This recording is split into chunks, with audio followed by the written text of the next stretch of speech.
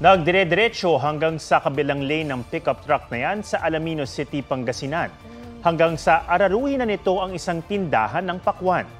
Hindi na nahagip ng video pero dumiretso sa bukid ang pickup, saka tumagilid. Ligtas ang driver habang dinala sa ospital ang tindero ng pakwan dahil sa mga tinamong sugat. Ayon sa mga pulis, nakatulog ang driver ng pickup. Nagpaabot na raw siya ng tulong sa tindero at sa may-ari ng tindahan. Paalala po sa mga magulang, gabayan ng inyong mga anak sa paggamit ng mga social media app. Isang lalaki ang nagpanggap na estudyante para mabiktima ang minor de edad na nakilala niya sa dating app. Nanghingi pa ang suspect ng mga sensitibong litrato at video para pilitin ang biktimang makipagkita sa kanya. May report si John Consulta.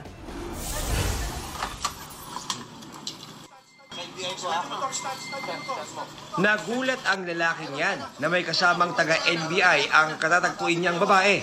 Ayon sa NBI, nagkakilala sa dating app ang 17 anyos na babae at ang lalaking nagpanggap na estudyante. Pero 37 anyos na pala. Nang makuha ang loob ng dalaga, hiningan daw ng suspect ang biktima ng mga sensitibong picture at video. Ikayat siya na magpadala ng nude photos and videos. At nag-offer pa ng 100 pesos, 500 pesos per photo and video.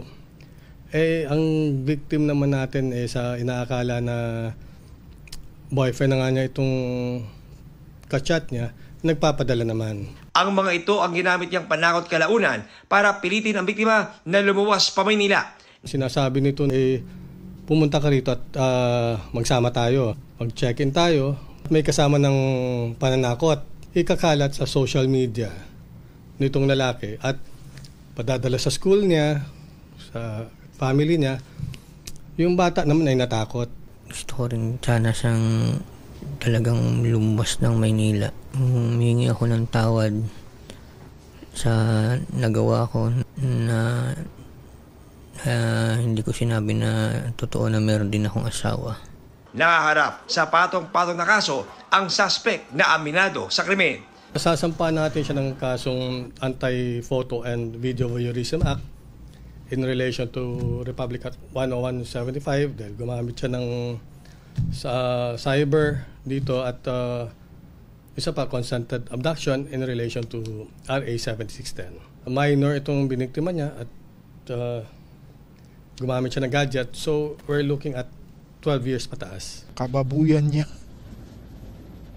Pakulong ko talaga siya, sir. John Consulta, nagbabalita para sa GMA Integrated News. 4 na miyembro ng Senate Committee on Women and Children ang pumirma sa manifesto para bawiin ang pagpapaaresto kay Pastor Apollo Kibuloy. Yan ay sina Senador Robin Padilla, Amy Marcos, Cynthia Villar at Bongo. 4 na pirma na lang ang kulang para mabaliktad ang desisyon ni Senate Committee Chair Risa Ontiveros na i-cite in contempt at ipaaresto si Kibuloy. Wala pang pahayag tungkol dito si Ontiveros. Nauna nang pumirma si Senador JV Ejercito pero binawi niya ito matapos daw i-review ng maigi ang pahayag ng mga testigo sa pagdinig ng Senado. Sa California, sa Amerika, ipina-unseal na ng isang judge ang arrest warrant laban kay Kibuloy at kapwa niya akusado. Dahil dyan, pwede nang mag-issue ang Interpol ng red notice laban kay Kibuloy na wanted sa Amerika para sa mga kasong sex trafficking, fraud, cash smuggling at iba pa. Ibig sabihin, pwede nang arestuhin si Kibuloy saan mang panig ng mundo. Humihina na ang El Nino pero ramdam pa rin ang epekto nito sa mga susunod na buwan ayon sa Pag-asa.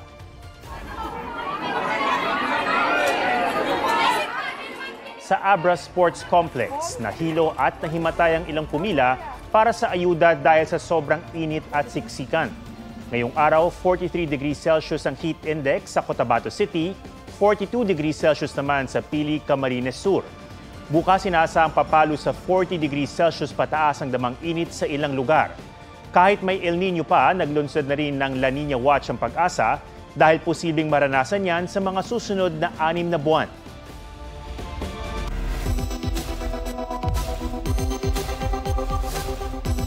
Malapugon na ba ang init sa loob ng inyong mga bahay? May mga paraan daw para maging presko ang inyong tahanan. Ang tip talk ng eksperto sa report ni Von Aquino.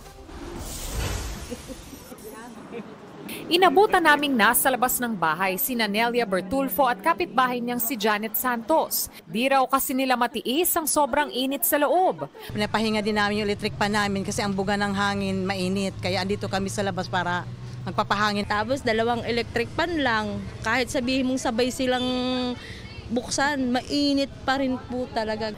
Payo ng isang arkitekto para mabawasan ang init sa loob ng bahay, lalo na ngayong may El Nino.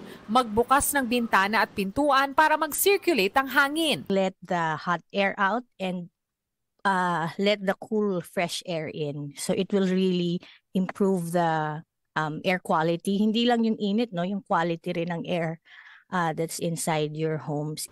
Ang mga halaman sa loob man o labas ng bahay, nakakapagpalamig din daw ng temperatura.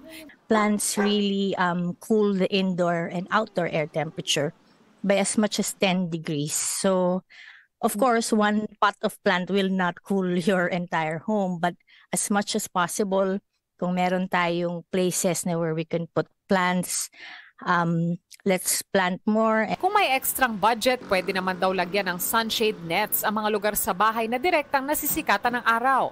Pwede rin gumamit ng insulation foam na inilalagay sa pagitan ng bubong at kisame. Ang purpose ng insulation is to stop the transference of heat from the roof to the indoor space. Pwede rin daw pintahan ang bubong ng heat-reflecting roof paints. When you paint your roofs a light color, mataas yung kanyang solar reflectance index, SRI. So hindi ipapasok yung init sa ating mga bahay. Bukod sa pagpapalamig sa bahay, paalala ng Department of Health, panatilihing hydrated ang katawan. Pag mainit, huwag kayong lalabas ng walang hat or lagi kayong magbaon ng pamaypay. So hindi kayo and bring always a bottle of water with you. Von Aquino nagbabalita para sa GMA Integrated News. On Spotlight, ang new milestone ng singer-actress na si Sarah Geronimo sa Billboard. Nagbahagi naman ng life lesson si Kapuso primetime queen Marian Rivera sa GMA Integrated News interviews. May report si Nelson Canlas. Pero habang tumatanda ka at marami ka na-experience at marami kang ginagawa para sa buhay mo, iba na ang definition mo ng maganda. Para sa akin, sa puntong ito, bilang nanay ako, may asawa at ito yung trabaho na ginagawa ko at alam ko anong priority ko. Beauty, kapag alam mong mahalin yung mga tao na wala kang hinging kapalit. Yan ang definisyon ng beauty ni Kapuso primetime queen Marian Rivera. Sa aking one-on-one interview with Yan, ibinahagi rin niya ang kanyang tagumpay bilang isang asawa, nanay at career woman. Utang daw niya sa kanyang Lola Francisca na magdiriwang ng 95th birthday this Saturday. Palaging sinasabi sa akin na huwag ka magtatanim ng sama ng loob sa pamilya mo or sa mga magulang mo kasi you never be successful kapag may galit ka sa parents mo. Speaking of success, tila naabot naman ni Sarah Geronimo ang tala dahil siya ang kauna-unahang Filipino artist na ginawaran ng Global Force Award sa Billboard Women in Music Awards sa Amerika. Thank you, Billboard Philippines! Mabuhay ang OPM! Sa interview ng Billboard, sinabi ni Sarah na big responsibility ang maging recipient ng award. Binati rin ni Sarah ang kanyang ina at tinawag siyang my hero. Proud hubby naman si Black Rider star Matteo Guidicelli na kasama ni Sarah sa LA. Sa isang Q&A session, sinabi ni Sarah G na si Jungkook ng BTS ang K-pop idol na gusto niyang makamit o makakolab. Nelson Canlas nagbabalita para sa GMA Integrated News. Iginiit ni suspended NFA Administrator Roderico Bioco na sinunod lang nila ang kasalukuyang patakaran sa pagbebenta ng bigas ng National Food Authority. Sa pagdinig ng komite sa Kamara, lumabas na may mga dokumento na posibleng 150,000 bags ang naibenta ng NFA imbis na 75,000 bags lang. Mahigit 107 million pesos daw ang lugi ng gobyerno dahil ibinenta ito ng 25 pesos sa halip na 39 pesos per kilo batay sa pagtataya ng Samahang Industriya ng Agrikultura o SINAG. Sinabi ng naghain ng reklamo na di raw dumaan ang bentahan sa bidding process. Pero depensa ni Bioco, di ito kailangang dumaan sa bidding batay sa isang COA circular. Ang patakaran umano, kailangang ibenta ang bigas na nagsilbing buffer stock 3 buwan matapos ipagiling para matiyak na ligtas pang kainin. Paliwanag naman ng COA, di nasakop ng batas ang pagbebenta ng bigas dahil di ito procurement kundi disposal. Pinaiimbestigahan na ng Pangulo ang palugay umanong pagbebenta ng NFA rice sa ilang pinaboran umanong trader. Personal namang isinilbi ng Office or ng Ombudsman Samuel Martires sa tanggapan ng NFA ang subpina para mahingi ang listahan ng mga NFA warehouse na naglabas daw ng mga bigas.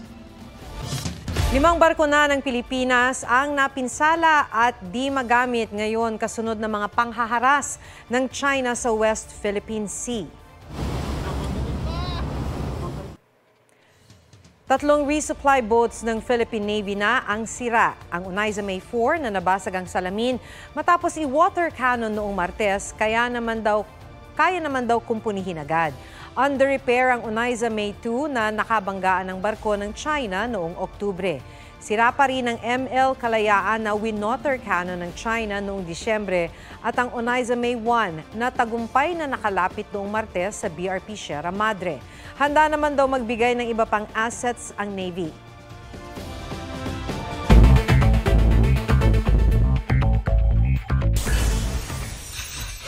Mahigit 60,000 elementary students sinanay sa Tara Basa program ng DSWD. Ang mga magulang ng estudyanteng kasama sa programa may ayudang 4,700 pesos. Bukod sa mga bata, natutulungan din ng programa ang mga nasa kolehiyo na kinukuhang tutor at sumasahod ng higit 11,000 pesos sa 20 araw na pagtututor. 20 gamot sa cancer, hypertension at mental illness exempted na rin sa value-added tax. Nauna nang inalisan ng VAT ang 21 gamot noong Enero. Pinoy arestado matapos maglagay ng hidden camera sa loob ng cruise ship sa Florida, USA. Isang menor de edad ang nakapansin sa nakatagong kamera sa ilalim ng lababo ng kanilang palikuran. Inamin ng suspect ang krimen. Nakakulong siya sa Broward County Jail at nahaharap sa patong-patong na kaso. Mariz Umali nagbabalita para sa GMA Integrated News.